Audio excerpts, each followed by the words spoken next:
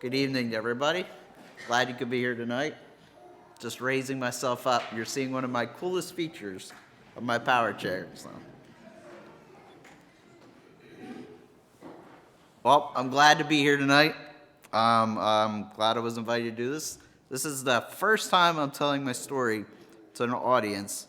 But if you know me, I'm very open about every single area of my life and my disability. No question is too personal for me. If I met me for the first time, those are some of the same questions I'd ask myself. Like, why do you do this? How do you have, what makes it happen that way? And how do you do stuff?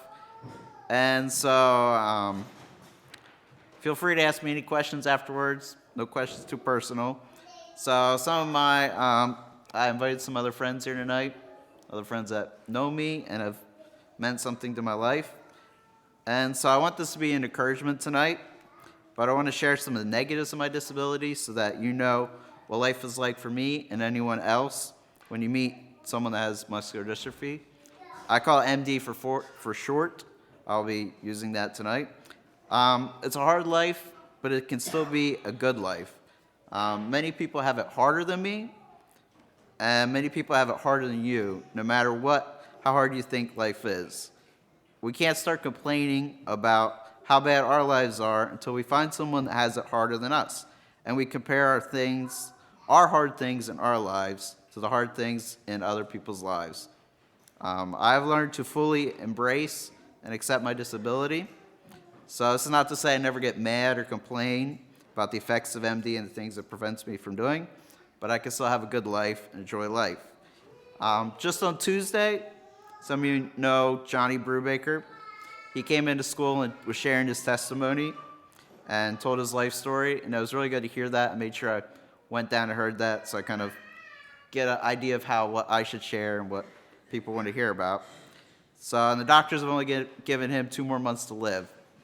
So cancer is going to get to him.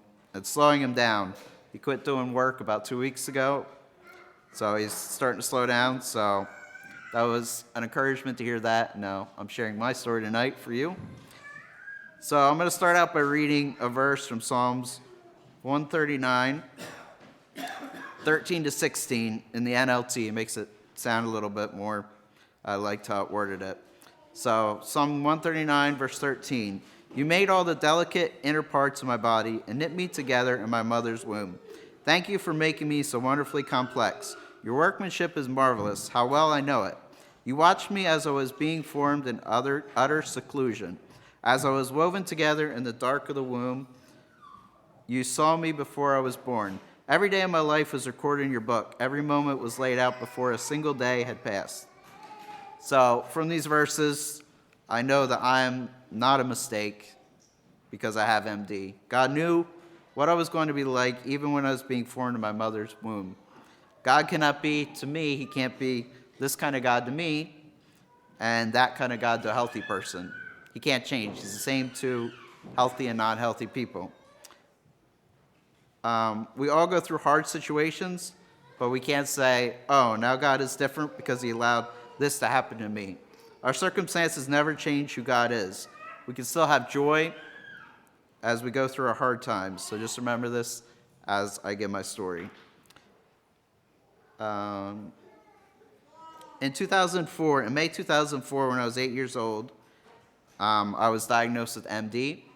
So my life was pretty normal up until this point. I was born on April 1st, 1996.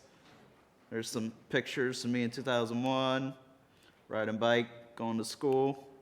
This picture, how'd that get up there? pretty good life. You can see Drew up there, Shane and Joelle.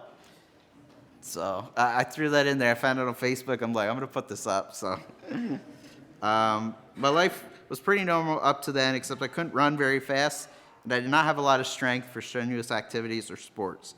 Looking back, my parents could see early signs of this, that I had MD. But at that point, we didn't really know it. Now we know the symptoms. It's very easy to pick out. Some of the things I did when I was younger, I would walk on my toes, up on my toes, and I would take one step at a time up the steps. You go 1 foot, next foot up to the same step. I wouldn't go 1 step, up another one. And my younger sister started running faster than me, so that was a sign like, okay, something's not exactly right here, because she's starting to pass me up. And I remember going to the doctor a couple weeks before I was diagnosed. One of the first tests that is used to diagnose somebody with MD is called Gower's maneuver. I was going to show a picture of it, and I didn't find one, didn't have time to get it. So the doctor has the child lay on the ground, fully flat on their back with nothing near them, and then he has them get up. And if they stand to their feet with their hands still touching the ground, so they get up on their feet, and then they crawl their hands up their legs to get in an upright position, it's a good sign that they have MD. I remember doing this test. I can still remember going to the doctor and doing this. They also tested my blood for a high creatine kinase or CK level. The doctor informed my mom that my CK level was very high, confirming that it was MD. The news came on May 7, 2004. The day our school was having field day. Field day was obviously a school sport that really showed something was wrong with me, and my parents told me the results when I got home. I was very young then, but I completely understood what was going on. I obviously knew something was different about me compared to other kids my age, and now that I knew the name, what it's called, it gave me a reason for why I can't do other things like other kids can my age. I also had a muscle biopsy done at Hershey to see what kind of MD I have. Most kids with MD quit walking around 12 years of age. I quit walking about 14. And I also had genetic testing done later to see. That's mostly what they use now, DNA testing, to confirm, if you have muscular dystrophy and stuff like that.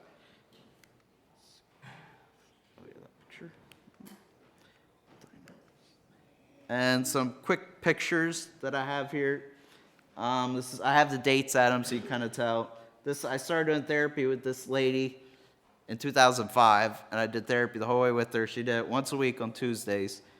Up till 2018, she retired, so I had the same therapist. She was a nice lady to work with. Now I have a new therapist. I like her a lot too. We have connections. We know some people that she knows. And you can kind of see how my progression of how I stood, how I'm standing. Like there, 2005 looks pretty normal. 2007 looks pretty much about the same. My legs are a little farther apart. And then you can start to see more how I looked when I walked in October 2008 and August 2009. And MD only severely affects boys. So girls can have mild symptoms of it, but it won't affect them. MD is passed on an X chromosome. So if my mom is a carrier, so all her children have 50% chance of getting the affected X chromosome passed on to them. All my sisters were carriers, which they all had a 50% chance. And boys either have MD or they don't. There's no in-betweens. Either they do or they don't. So Tyler's completely unaffected by this. He's the only one that didn't have this X chromosome passed on to him. And fathers can only pass on the X chromosome to their daughters, so they cannot give MD to their sons. So any man that has it or can't pass it down. But their daughters will all be carriers.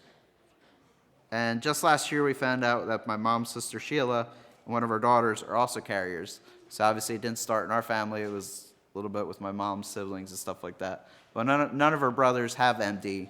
So obviously it wasn't in her mom.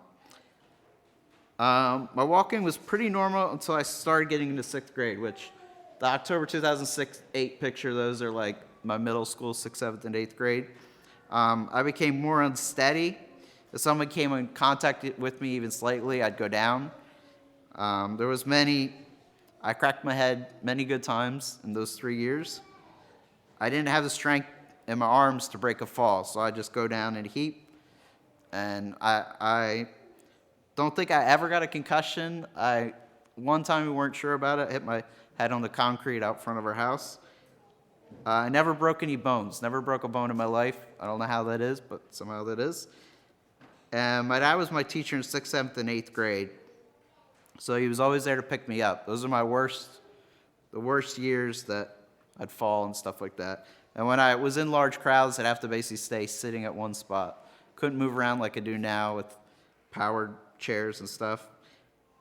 I got a scooter in 2009 when I was 12 years old. So there, that picture was from 2010. And I gradually used it more and more, but tried to maintain what I had. I would get up and walk back and forth at different times, just get up for exercise. I had a route in our house, and I still remember doing this a lot. I'd walk back and forth, start in my room, my back door, walk the whole way out to the living room, go back and forth. I don't know how many times. I would do this 4 or 5 times at a time, or however many I could do. I did this up until about the time I quit walking. I was gradually not able to walk back and forth as many times as I used to. I used a scooter more and more, especially when I was away from home. There's another picture of me and my scooter in 2018.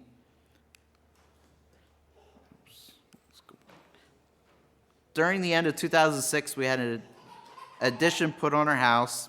Some of you, like Leon Sensnake, he helped do it. I was looking at some of those old pictures. I don't have any of those tonight, but saw some of those old pictures. And many people donated to the project and offered to help build it. It continues to be a blessing to me. So if you did anything to help with that, you're blessing me every day for the past 13 years. A few years later, we got a van with the lift on it. So having a scooter to easily get around on without worrying about falling, and having a bedroom and bathroom on the first floor that I didn't have to go upstairs for, and a van that I could drive my scooter right into without getting off it, made it more practical to quit walking than to struggle to continue walking. And my leg muscles continued to get weaker because I was using a scooter more and more, and because of the natural progression of the disease. I was slowly getting onto the scooter early and earlier during my morning routine and staying on it until bedtime. It started out that I'd get up in the morning, do most of my morning routine, jump on the scooter, and go to school. But then it became, I do a few things, and I get on the scooter for the rest of the morning routine. Because of the slow regression, I knew that when I quit walking in the morning, that would be my last day to walk. So I knew as soon as, okay, that was the day. So a day or two later, marked it on my calendar. Still have that calendar that I wrote it on. The date was October 22nd, 2010. It'll be 9 years ago next month. And I would 100% not go back to the last 3 years when I was walking yet. Those were the hardest years of my disability. If that was the way walking was going to be for me, I'd rather have a wheelchair than suffer through that. Those years I view as basically torture for me. A scooter was sufficient for me for about 7 years, but it was not the best for me the past 2 years I relied on it. It was no longer comfortable for me, and it had no head support. We got the process rolling for a power chair. It took 6 months to get approved, which is how stuff works. And then I personally had to make a plea to the insurance company about why I medically needed the seat elevation. And you all saw me just use that, so I think it's medically necessary for me. I can tell you that my power chair makes life, and the elevation stuff makes life 100% easier. I can now reach stuff I never could have before. And I finally got it in May 2018. It's made my life a lot more enjoyable and easier the past year since I got it. I refer to it as a power chair. My last thing I had was a scooter. This is a power chair. You can call it a wheelchair, call it whatever. I'll know what you're referring to. So that's some pictures from this year, from this year actually, yeah. And there at my desk, this is where I do most of my work. All the stuff I do, I got a table that's raised up. It's easier for me to go up to a table than go down. I can't quite get as low to a table. So I raise up, sit at my desk right there. And also can recline it, do all kinds of stuff. The seat, the back of it goes back, the whole seat tips, feet can go up, can do a lot more things than that too. I'm showing there. In 2009, this is one of the big things in my life, is I did a drug trial. And during 2008, I usually go to Hershey for my regular visits. So one of my doctors there, he was like, there's a drug study going on at a hospital happening for MD, and one of the sites is Children's Hospital of Philadelphia. So we decided to look into it further, and in 2009, I was enrolled in the double-blind study. The name of the drug is Adalurin. It was developed to enable ribosome read-throughs of premature stop codons and nonsense mutation genetic disorders. That's a medical mouthful, isn't it? I can honestly say that I mostly understand that sentence. So if you don't feel bad. Neither did I for many years. But I am going to try to demonstrate it to you so you can understand it. I think I made it easy enough that you should be able to understand it. So a nonsense, Duchenne muscular dystrophy is a nonsense mutation. So that's part of the sentence there. It's nonsense mutation. A nonsense mutation is basically a stop sign that tells the DNA reader to skip that part of my DNA, which results in unfinished dystrophin protein. So imagine that every letter of the DNA was being printed out on paper, and on one line, the printer missed the rest of the line. Now imagine when someone read the line with the missing words, they skip to the next line when they get to the spot because they don't know what the words are missing. So imagine this is my DNA being printed out, and then the printer skips part of it, right where the stop sign is. And then imagine a computer printing this out. The computer knows what's supposed to be there, but the printer is a stop sign that says, bump, don't print this. You can't show this part. And then when the reader comes along, he doesn't know what the words are in that missing gap, so he can't use the information because it's incomplete. So the computer is like the DNA. The printer is like the stop sign that tells the DNA reader to skip to the next line, and the DNA reader cannot use the information that is skipped. This missing information prevents my muscles from making a protein called dystrophin, which makes your muscles strong. If you have kids with MD, don't have a lot of dystrophin, that's what they're missing, which is vital for building healthy muscles. So Adalurin, the drug I'm on, and I'm still on it today, been on it since 2009, is designed to break through the stop sign and continue the DNA sequence. So that's basically what scientists, researchers are all trying to do, is break through that stop sign. And now I take this 3 times a day. I got to get it mixed up. Derek knows this well. He had to do this while I was at SMBI. But those are the 2 packets. Open them up, put them in, mix it up a little bit. And when I joined the drug study, I was put on either low dose, high dose, or the placebo. We didn't know which one they put me on, so you didn't know. It was double blind. And the doctors didn't know which one I was on either.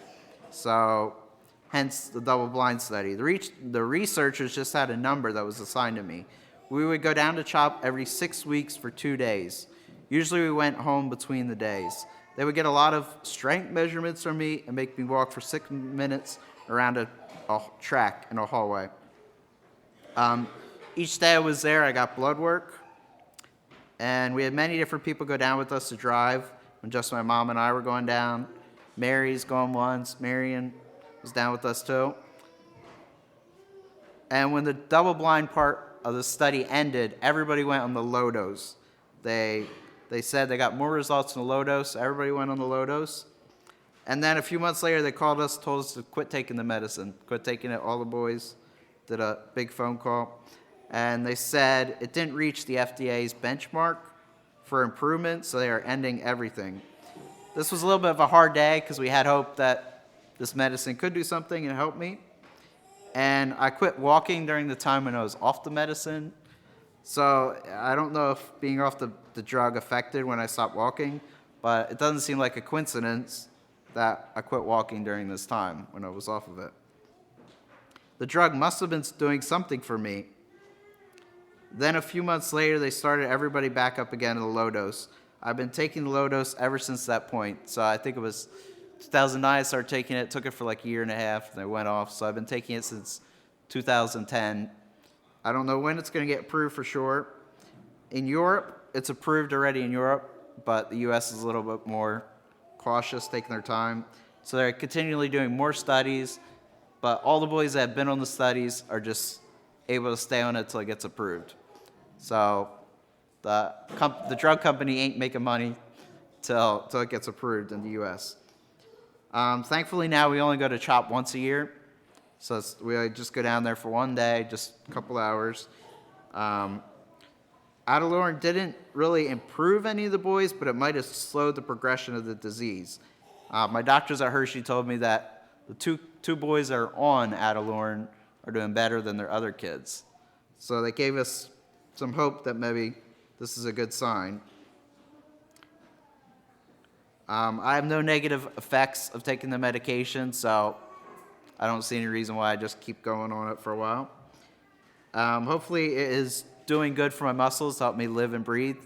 It obviously ain't making me walk again or ain't doing that, but it could keep my lungs and heart and stuff like that healthy.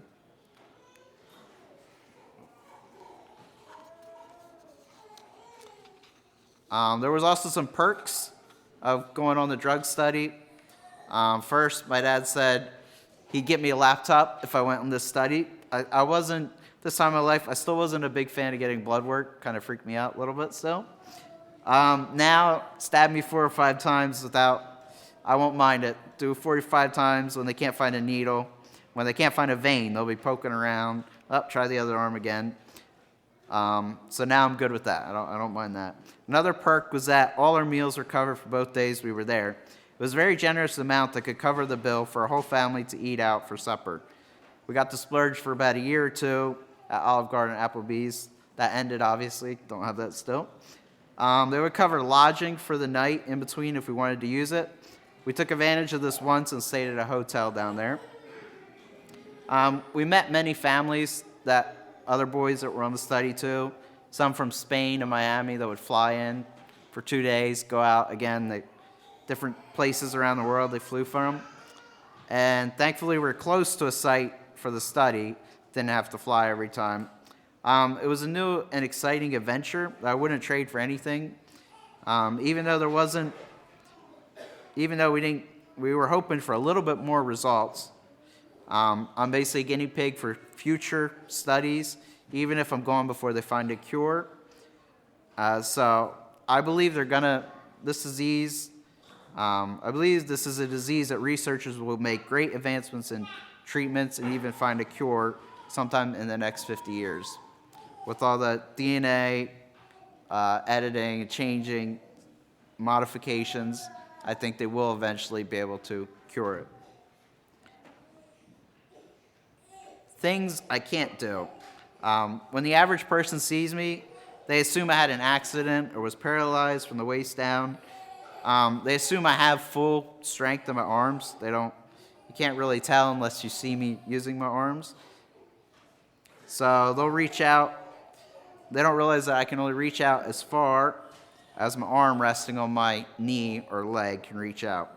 So sometimes I get people where they'll hold something out for me. I'm like, I can't get it. Like I have my hand kind of there, and I'm thinking, I'll take it if you move it a little closer to my hand. Don't you see my hand down here? Like just down here, like just look down.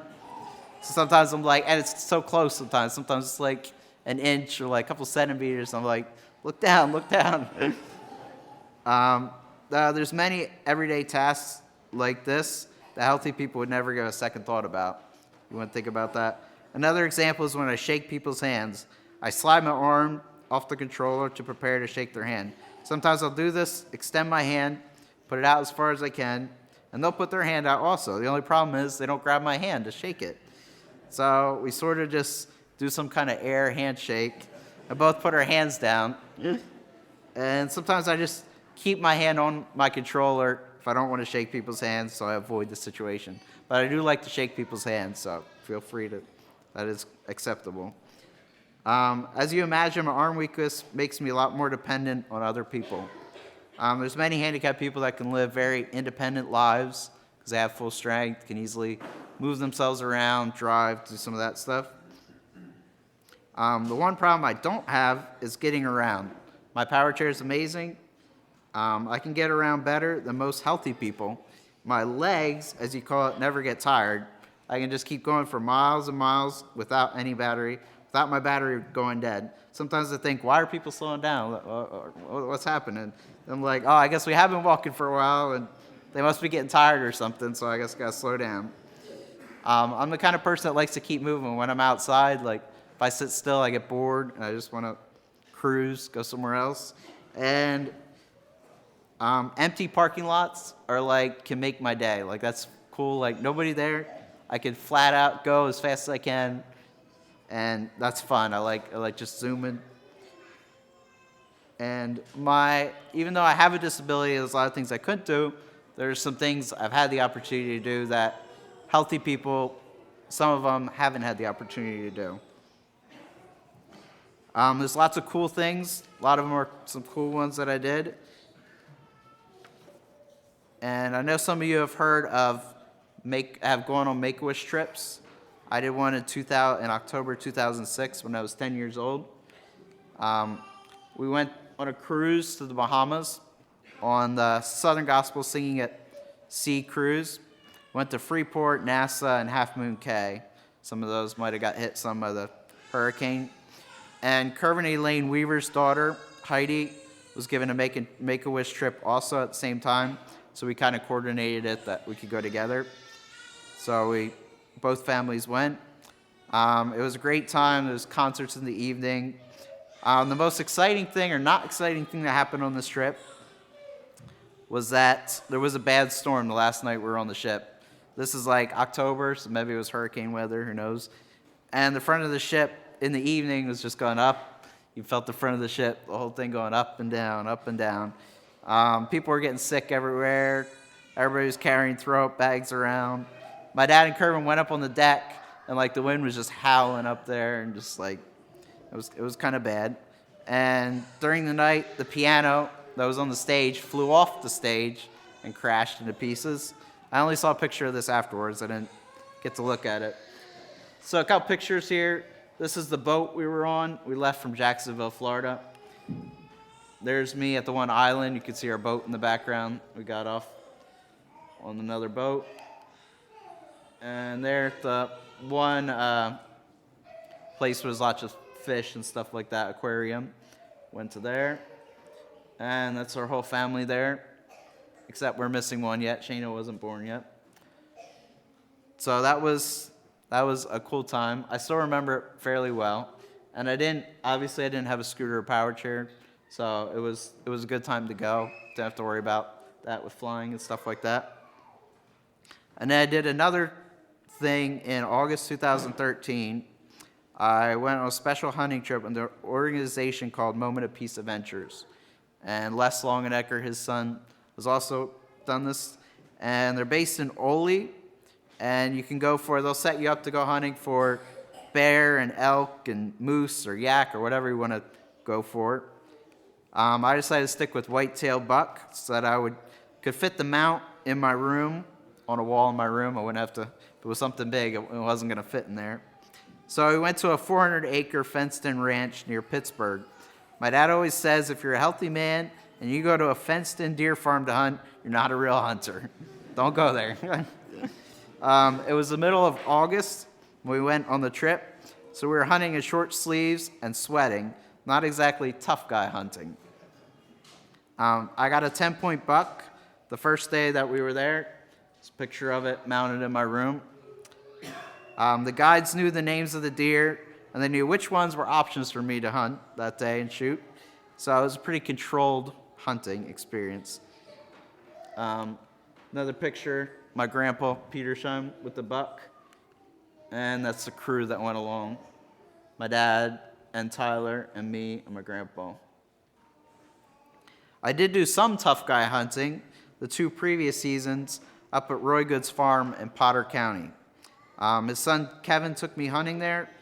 He got me all set up with the blind and a gun and everything because I didn't own a gun. I'm from the city. So. And the first year we went in the late season, and that was brutally cold. It was cold, so I didn't go just in August. It was snowing while we hunted. We had a little heater set up in the blind and stuff. And that first year I went hunting, I hit a deer in the guts.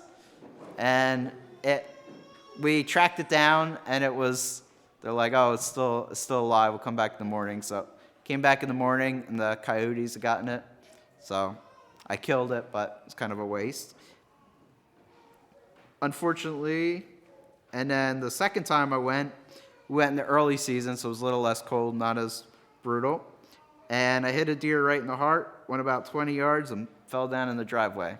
So that was a good hunt. So I do know what real hunting is like. There were only 3 years I hunted, but I'm done with it for now. It would be too hard on me to go anymore. If I was healthy, I would be a hunter. My mom's family, the Petersheims, they got hunting in their blood, and I got hunting in my blood. So for now, I'm not pursuing that anymore. In 2000, from 2015 to 2017, I went to SMBI for some terms in the wintertime. I went with Derek Rule. He was my caretaker when I was there. He did a really good job, and it allowed me to feel a little bit more independence. It's the first time I was kind of away and doing something else. I enjoyed the break during the winter from having to go out in the cold every day. It's night when I'm here, got to go out to the vehicle, it's cold. At SMBI, I kind of just hunkered down in SMBI, didn't go out in the cold much, and kept me out, not in the cold. Some pictures here. These are my dormies in 2015.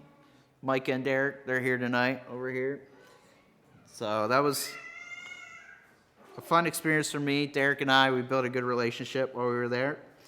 We still get together every couple months, try to get time to get together. And also Michael Crable, sitting right here. He was the best. He never lacked enthusiasm. Right, Derek? Never lacked enthusiasm at SMBI. I enjoyed getting to know new people. Some even ended up in Reading after they were there. Matt Swords, a trooper. Don't know if you know him, but he came to Reading. And he got married to a girl that also met someone at SMBI from Reading, and they got married. So they were never at SMBI together, but I call them the SMBI couple that never met at SMBI. So, while I was there, I really enjoyed the classes a lot. I'm the kind of person that enjoys learning. I guess it's kind of like a hobby, since there are a lot of other things I can't do, whether it's learning about Anabaptist theology, politics, science, plumbing, construction, how things work. If I'm learning something, I'll sit there and watch somebody else. How are you doing this? How does it work? YouTube can also be a great, awesome learning tool. There's different people on there I watch that just, this is how it works, science things. And in January of 2013, I don't have pictures of this, but I started taking driver's training at Hershey. I spent a month or two going up to Hershey once a week for training. And they had a van there that they'd use to train disabled people to drive. They could change the controls however you needed it to make it work. I used a regular steering wheel with electric pedals that I put one foot on the gas and one on the brake. After the training, they helped us modify the pedals in our van so that I could have one foot on each pedal. So we just kind of did the easy, didn't do the expensive route. We just modified our van. So I drove for about 3 years. The system's not really practical for me anymore, so I don't drive anymore. But I can still say I did it, and I had the experience of it. I drive every day, just on my power chair, not in a vehicle.